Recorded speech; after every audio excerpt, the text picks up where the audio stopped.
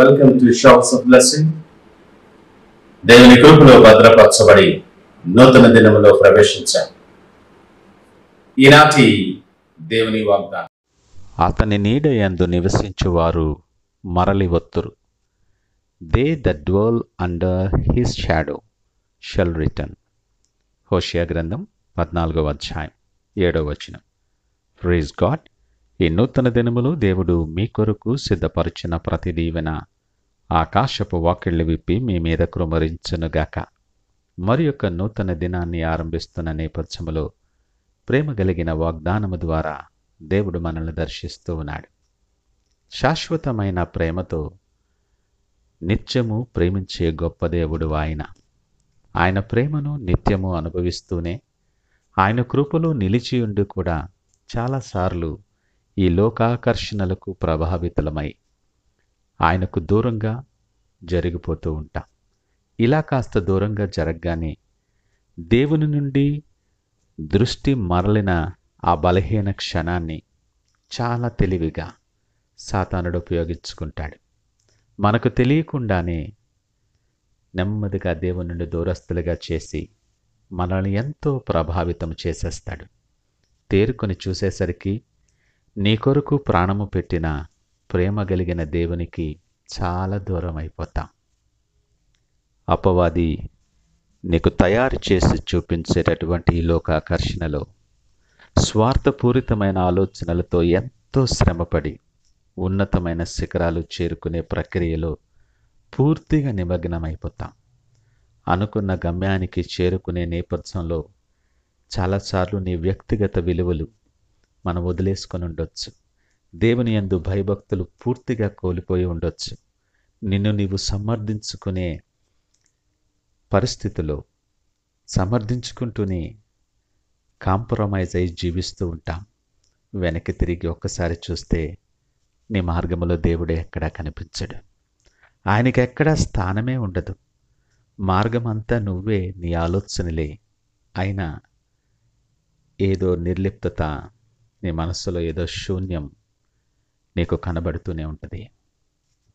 నీ ఆలోచన చొప్పున నీ లాభాల కొరకు అనేక సార్లు దేవుని సన్నిధికి సహవాసానికి దూరమైన నీవు అనేకమైన దీవెనలు, ఆశీర్వాదాలు కోల్పోతూ ఉండుండొచ్చు.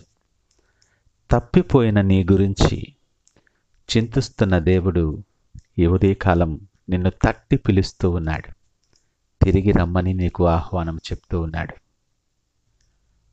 లోకాశల కొరకు నిత్యమైన ప్రయాసలో చాలా దూరం ప్రయాణించి సంతోషాన్ని వెతుకులాడుతున్న నిన్ను దేవుడు ఉదయకాలం పలకరిస్తూ ఉన్నాడు. ఆయన మాట్లాడుతున్నాడు. ఎక్కడున్నావు? నువ్వెలా ఉన్నావు? నీ క్షేమము కోరే దేవుని పిలిపిది. నువ్వెక్కడ దాక్కున్నా, ఎవరి నీడలో నిలుచున్నా దేవుడు నిన్ను రమ్మని పిలుస్తూ ఉన్నాడు. నీ పరిస్థితులు బాగున్నంతసేపు ఈ లోకము నీకు ఆశ్రయిస్తుంది. నువ్వు సమస్తాన్ని కోల్పోయినప్పుడు ఆలోచన కూడా లేకుండా నిన్ను తృణీకరిస్తుంది. అంతవరకు నీతో ఉన్నటువంటి వారు ఒక్కరు కూడా నీతో పాటు కనిపించరు. నీకు విలువ కాదు, నీ పరిస్థితులకు విలువ ఇవ్వబడుతుందని జ్ఞాపకము చేసుకో. నువ్వెవరివైనా, నువ్వు ఏ పరిస్థితుల్లో ఉన్నా నిన్ను నిన్నుగా ప్రేమించే దేవుడు ఈ ఉదయకాలం నీ బట్టి చింతిస్తూ పిలుస్తూ ఉన్నాడు. నువ్వెక్కడ ఎవరి నీడలో నిలుచున్నావో ఆలోచన చేసుకోమని పిలుపునిస్తున్నాడు. నిన్ను రక్షించే దేవుడు. ఆయన నీతో ఉండగా ఆయన నీడలో నిలుచునే ప్రయత్నం చేయి. దూరం అయిపోయావు, నేను ఎలాగ వెళతానని ఆలోచించకు. నీ కొరకు దినమంతా చేతులు చాచి ఉంచాడు. ఈ దినం ఆయన మాట్లాడుతుంటుండగా ఒక నిర్ణయం తీసుకో. ఆయన నీడలో నిలిచవటానికి, ఆయనను హత్తుకొని జీవించటానికి, ఆయన చేయి పట్టుకొని నడవటానికి సిద్ధపడు. ఈ లోకం వేరెవ్వరూ ఇవ్వలేని సమాధానం, శాంతి ఆయన నీకు దయచేయగలడు. ఆయన నమ్మదగినవాడు. ఆయన మాటలు ఎంతో నమ్మదగినవి, శక్తి గలవి. ఆయన దగ్గరికి వచ్చు వారిని ఎంత మాత్రము త్రోసివేయడు. ఆయన నీడలో నువ్వు నిలుచోగలిగితే ఆయన ఉజ్జీవింపచేస్తాడు. ఆ నీడలో జీవమున్నది, సమృద్ధి, సమాధానం, ఇవన్నీ కూడా నువ్వు ఉచితముగా పొందుకోగలవు. విడివని ఎడబాయని దేవుని సన్నిధిలో నీవు నిలుచుండి నీ కొరకు ప్రత్యేకించి సిద్ధపడిన ప్రతి దీవెనను పొందుకునేలాగిన ఎవరి కాలం సిద్ధపడి ప్రార్థన పూర్వకముగా ఆయన వైపు చూద్దామా? ప్రార్థించుకుందాం. పరిశుద్ధుడు, ప్రేమ నమ్మకమైన మా యేసయ్య, స్తోత్రాలు, వందనాలు. ఎవరి కాలము మాతో సూటిగా మీరు మాట్లాడారు, మీకు వందనాలు. అవును ప్రభువా, స్వార్థపూరితమైన మా ఆలోచనల చేత నీకెంతో దూరముగా నీ సహవాసములో లేకుండా మేము సమయాన్ని ఎంతో వృధా చేశాం.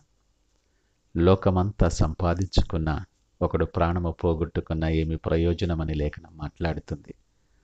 నీవు మాకు ప్రేమతో పిలుపునిస్తూ ఉంటుండగా మా కొరకు ప్రాణము పెట్టిన దేవుని విడిచిపెట్టి మూర్ఖుల వలె మేము దూరస్థలమైపోతున్నాం.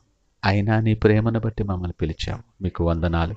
ఇదిగో నీ సన్నిధిలో మేము నిలుచుండి నిన్ను హత్తుకుని జీవించే కృపలో మమ్మల్ని బలపరచమని, మీరే మహిమ ఘనత ప్రభావాలు పొందమని యేసు పరిశుద్ధ నామమున అడిగి వేడుకొనుచున్నాము తండ్రి. ఆమేన్.